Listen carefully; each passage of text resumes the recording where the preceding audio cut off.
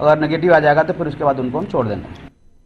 प्रदेश में लॉकडाउन के दौर में सबसे ज्यादा भ्रम की स्थिति छात्रों और उनके अभिभावकों में परीक्षाओं को लेकर थी। इनमें बोर्ड परीक्षाओं के साथ की प्रतियोगी परीक्षाएं भी शामिल हैं, लेकिन अब सरकार ने इन पर स्थिति को साफ कर दिया है।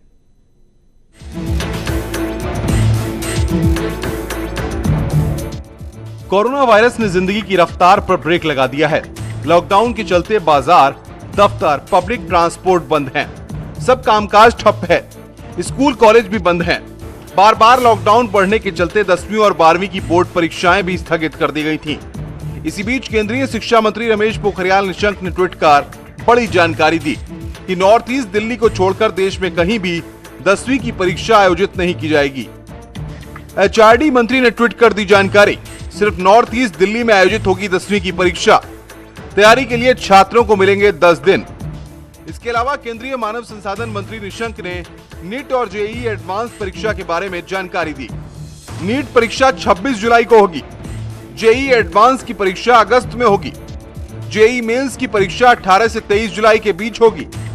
इन तारीखों की घोषणा से अभिभावकों के साथ छात्रों में बनी असमंजस की स्थिति साफ हो जाएगी और वे इस कार्यक्रम के अनुसार आगे की तैयारी कर सकेंगे।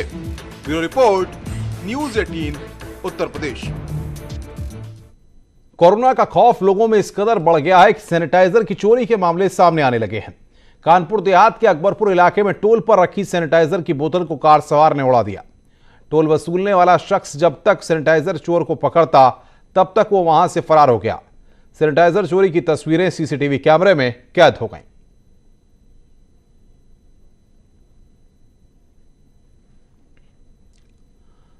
प्रवासी मजदूरों को लेकर जालंधर से डाल्टनगंज जा रही श्रमिक एक्सप्रेस देर रात मुरादाबाद पहुंची।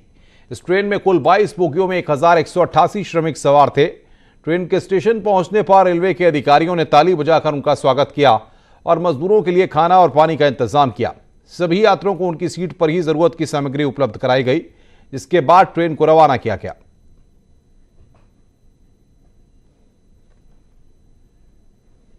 स्काउट्स का इसमें अहम रोल था। अहम रोल क्या कहिए कि स्काउट की तरफ से ही ये आयोजन था। उन्होंने ये फूड पैकेट्स बनवाए थे, सारा पानी और स्नैक्स वगैरह सारे इंतजाम उनका था और हम लोगों ने उसमें सर्व करना और सहूलियत देने के लिए हम लोगों ने भी उसमें अपना हाथ बढ़ाया। सिटी से डाल्टनगंज के लिए ट्रेन थी, जिसमें टोटल 1175 पैसेंजर थे।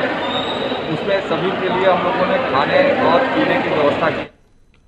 कोरोना को लेकर बड़ी खबर है। ताजा आंकड़े सामने आए हैं। देश में 49,391 रिकवर हुए हैं और आपको बता दें कि 14,183 अब तक रिकवर हुए हैं। जो कुल मामले सामने आए हैं वो आए हैं 49,391 और अब तक मौत 1,694। एक्टिव मामले हैं 33,514।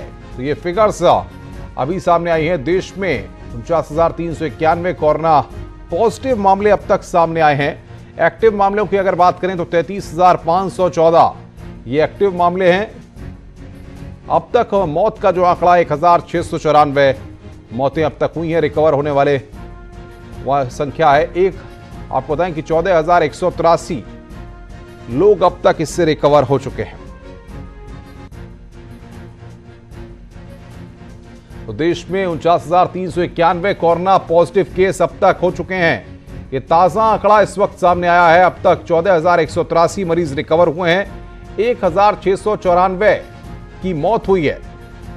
33,514 अब तक एक्टिव मामले हैं। ये ताजा आंकड़ा इस वक्त हम आपको बता रहे हैं कि देश में 49,391 कोरोना पॉजिटिव केस अब तक सामने आ चुके हैं।